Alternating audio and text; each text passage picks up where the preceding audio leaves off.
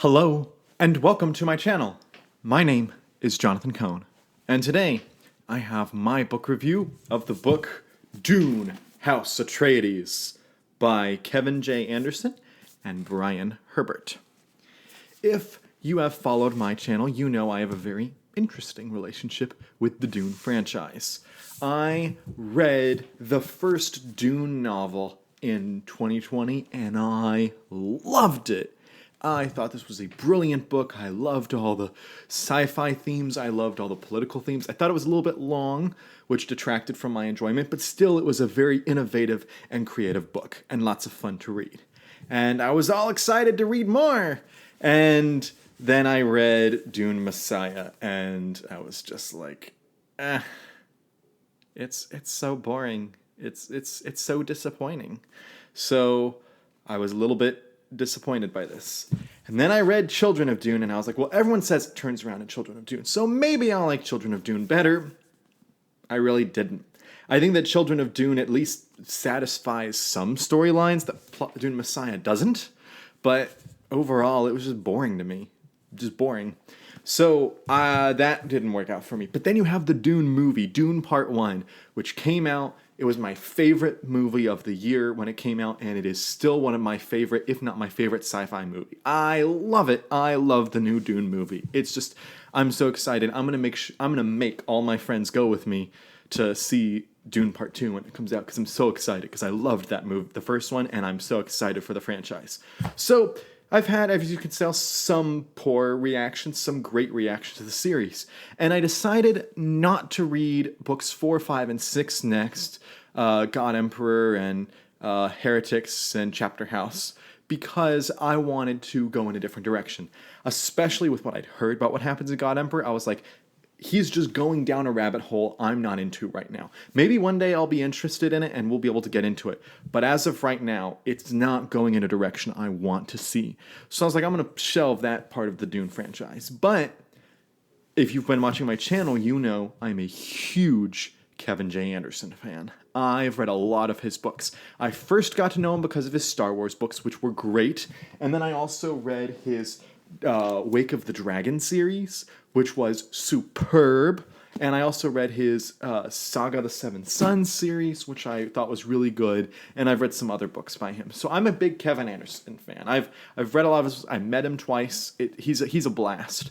And his books have a very distinctly bland style, which I actually quite like. It's really weird to talk about.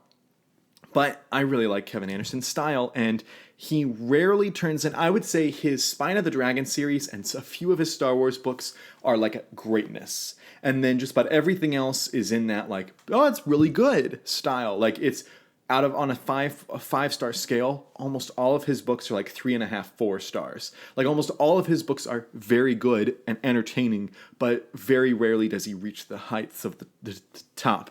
And this book does hit that normal range of, this is very entertaining, and I'm really enjoying what I'm reading. It's just not amazing necessarily, but I'll say this is the best Dune book I've read since the original. I think they're just about tied. This one's a lot deeper, this one's a lot more fun, but they have things that I can dislike, but they're pretty close. But I give the edge to Dune because it's more impressive for what it actually does in the storyline than House Atreides does. But still, I'm loving. I loved this book and had a lot of fun with it. So the first thing I should do is compare the styles between Frank Herbert and then Brian Herbert, his son, and Kevin. And by the way, I should say, I know a lot of people don't like Kevin and Brian's books. I understand a lot of people like hate the books, hate them as authors, are so angry at them for what they've done to the series. And I understand why, because there is an element of, a lot of people feel that they took the father's legacy and took it somewhere they didn't want to see it go. Or they had a very specific style of what they believed Dune was. And then these authors took it in a different style. So I understand the frustration that people have with Kevin and Brian as authors. However, maybe because I've not been around since the first Dune book and haven't been a fan that long, it doesn't affect me. And also because I'm preternaturally a Kevin Anderson fan, but I think it's also because this is just naturally a style I'm okay with and really enjoy. And also, I'm used to media tie-in fiction. I'm used to Star Wars and Star Trek novels and the way those are created and the way that those novels are written in those universes to try to fill in the gaps of the stories, to try to not step on toes, but at the same time tell original information. So I'm used to the tie-in fiction genre. And so, whereas the original Dune books are original science fiction masterpiece type books, these Dune House Atreides books are more media tie-in fiction, tie-in books into the Dune universe. So you have to read them in a different light. And when you do that, I think you will enjoy it more, and I certainly did.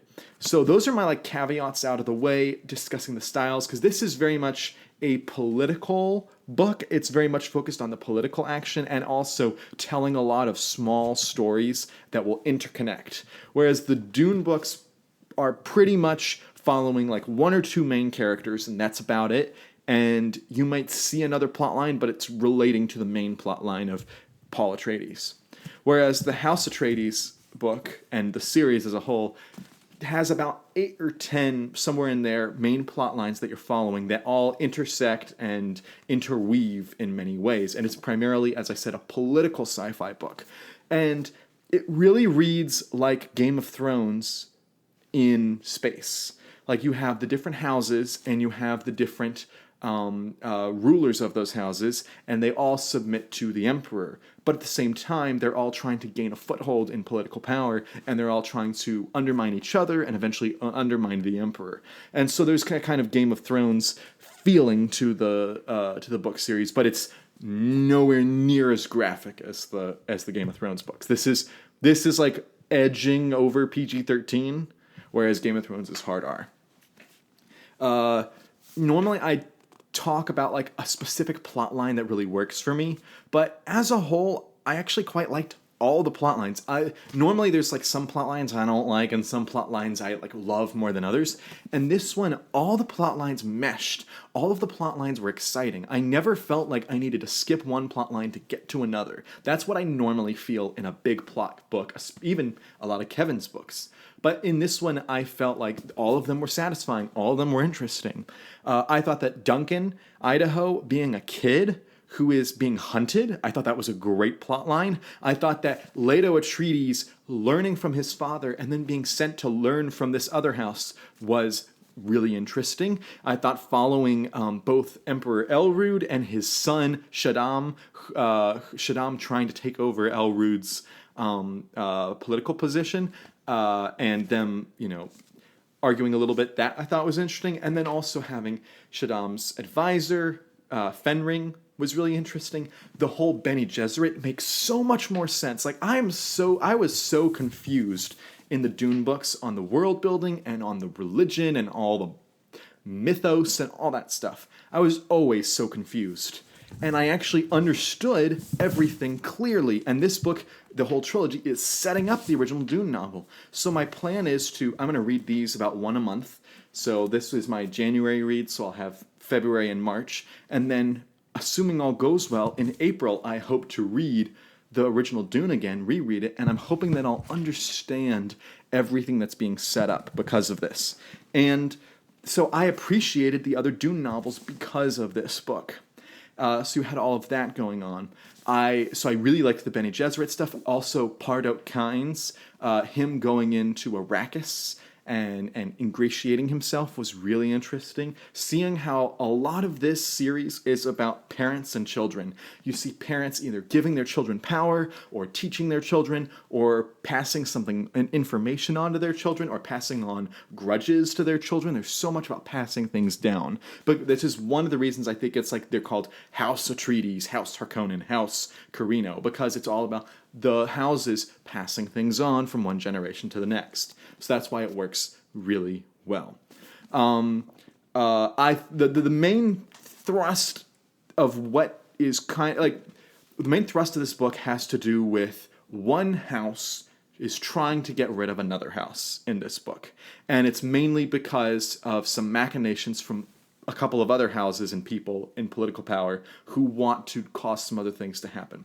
I'm being vague because I don't want to like spoil things. But because of that, there's action scenes, there's big political drama, there's refugees and ambassadors and all that stuff that happens, and that's throughout the entire book. That the whole crisis on this planet happens pretty early on, and most of the book is the fallout of the crisis. And then the end of the book is about going to this major event. All the characters are all merging at this major event, and then one of the characters is accused of something and has to go to trial, and the whole end of the book becomes about the trial and the resolution of that trial. And all of it was done really well.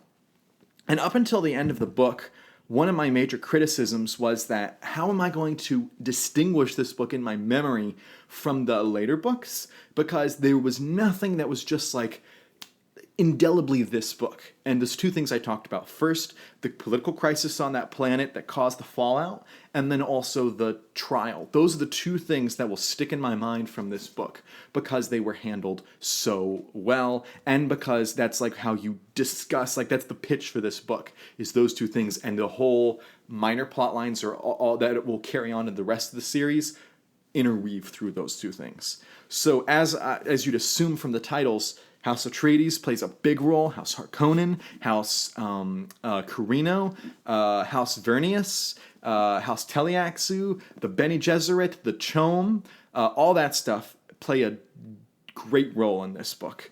And so, as I said, none of them were bad. I didn't think any of the plot lines were boring at all. They were all equally interesting. None of them were like, I love this. But all of them were very well written, very well entertaining, and I understand the Dune universe more. And so for that, I really applaud the book. It makes me appreciate the universe, and it makes me appreciate the original Dune book more, which is exactly what media tie-in fiction's supposed to do, make you appreciate the original more. That Star Wars books are to make you love the Star Wars movies more. The Star Trek books are to make you love the Star Trek TV shows more. The Dune prequel books and other Dune books are meant to make you appreciate the original Dune more, in my opinion. So I really enjoyed it. I do want to take a moment and say I bought the trade paperbacks like this, very heavy, very big, when I was at the convention recently. I would have preferred mass markets, which is still the same book cover, but it would have matched the tall rack mass markets I have of these. But they didn't have any, so I got the trade paperbacks instead, which are still a very good trade paperback. And even after I read through this copy, it still looks pretty good and pretty good condition. That's because it held up nicely. And I also didn't crack the spine, which is rare for me. I usually crack the spine. So I know I just offended a lot of people by saying that. So this cover, it's so bland. Where's the cool, I mean, I guess it has the little symbol, but I want a big painting there. And so I went to my local bookstore and I'd seen they had the hardcovers and the paperbacks with the original coverings. And I saw them and I loved them and I said, you know what? I'm going to go back. I left and didn't buy them. And I said, I'm going to go back later in that week and buy them. And I recently did. And the hardcovers were gone. But the paperbacks were still there, which is probably good for my wallet because the paperbacks were cheaper. So I was able to find the original paperback, editions of the books with that great cover art there.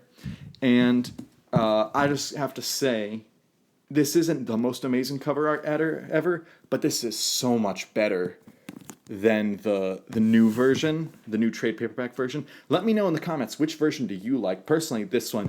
Also, since all the other paperbacks of the other Dune sequels and prequels kind of match this design, I really like, but I wish they used this more. Since these are more battered and these are the nicer looking copies, I'm still going to read from the trade paperbacks because I had a pretty good experience reading from the trade paperbacks, but I prefer the mass market design of this version.